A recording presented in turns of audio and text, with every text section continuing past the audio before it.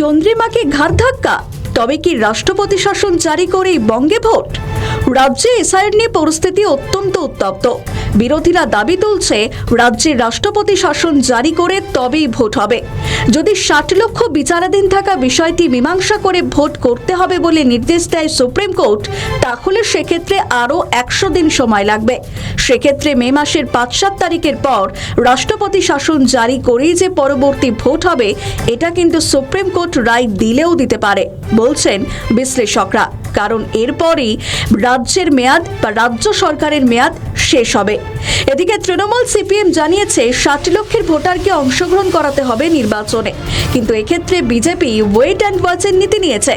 এদিকে রাজ্যে রয়েছেন মুখ্য নির্বাচন কমিশনার জ্ঞানেশ কুমার। তিনি প্রশাসনিক আধিকারিকদের সঙ্গে বৈঠকে বলেছেন, এবার রাজ্যে ভোটে কোনো গুলি অস্ত্র থাকবে না, মদের কারবারি বন্ধ করতে হবে। এসআইআর প্রক্রিয়া নিয়ে বাংলায় এত অশান্তি কেন বলতে গিয়েছিলেন এডিজি আইন শৃঙ্খলা বিনীত গোয়েল। তিনি নাকি ধমকও খেয়েছেন। এদিকে নির্বাচন কমিশন আবগারি দপ্তরগুলিকে নির্দেশ দিতেই শাসক দলের পক্ষ থেকে সুর চড়ানো শুরু হয়েছে। মুখ্যমন্ত্রী ধর্মতলার ধর্ণা মঞ্চ থেকে ঠিক কি বললেন শুনুন। অফিসারদের মিটিং করে বহু থ্রেট করা হয়েছে, শুধু এখন অ্যাকশন নেবে তা নয়, যদি ওনার কথা না শোনে, মানে ভ্যানিশিং পাউডার। মে মাসের পরেও নাকি উনি অ্যাকশন নেবেন। আমি বলি, সাহস থাকা ভালো, কিন্তু দুঃসাহস থাকা ভালো না। মনে রাখবেন, মে মাসের পরে আপনি থাকবেন তো আপনার চেয়ারে, আগে সেটা ঠিক করুন, তারপরে বাংলার অফিসারদের থ্রেট করবেন, বাংলার মানুষকে থ্রেট করবেন। এর মধ্যে বিজেপির তরফে মুখ্য নির্বাচনের ফুল বেঞ্চকে 17 দফা দাবি দিয়েছে। সন্ত্রাসমুক্ত ভোট থেকে কেন্দ্রীয় বাহিনী মোতায়েন করা, এমনকি পুলিশ কর্মীদের আগে থেকে নিয়োগ করতে হবে, এমন দাবিও তারা জানিয়েছে বিজেপি। আর একটি গুরুত্বপূর্ণ বিজেপির দাবি, ভোটের জন্য 2 দফায় পরিচয়পত্র যাচাই করতে হবে। প্রথমে বুথে ঢোকার আগে কেন্দ্রীয় বাহিনীকে দিয়ে এবং বুথের ভেতর পোলিং অফিসারদের দিয়ে। এছাড়াও তারা দাবি জানিয়েছে রাজনৈতিক দলের এজেন্টদের বুথের বাইরে রাখতে হবে। এমনকি বৈধ ভোটার বাদ যাওয়া নিয়ে সুপ্রিম কোর্টের দৃষ্টি আকর্ষণ করেছেন আইনজীবী মেনকা গুরুস্বামী।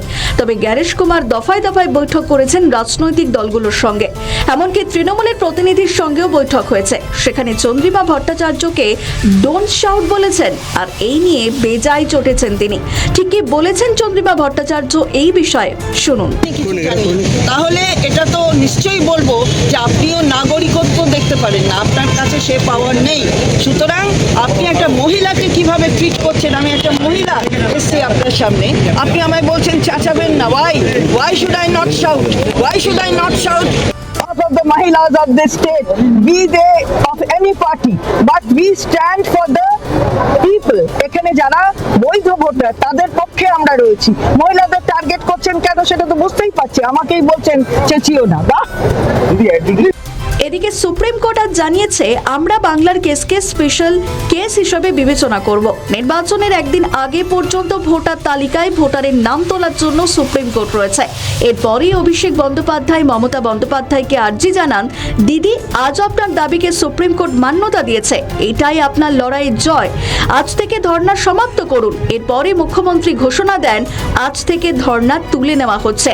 ফলে বোঝাই যাচ্ছে পরিস্থিতি যেদিকে এগোচ্ছে তাতে নির্বাচন কবে হবে, 60 লক্ষ ভোটারের কি পরিণতি হবে, তাই নিয়ে চর্চায় রয়েছে এখন রাজনৈতিক মহল। আমাদের ভিডিও ভালো লাগলে লাইক ও শেয়ার করুন, কমেন্ট সেকশনে আপনাদের মতামত জানান। আরও ভিডিও পেতে আমাদের চ্যানেলটিকে সাবস্ক্রাইব করুন এবং প্রতি মুহূর্তে খবরের আপডেট পেতে প্রেস করুন বেল আইকন।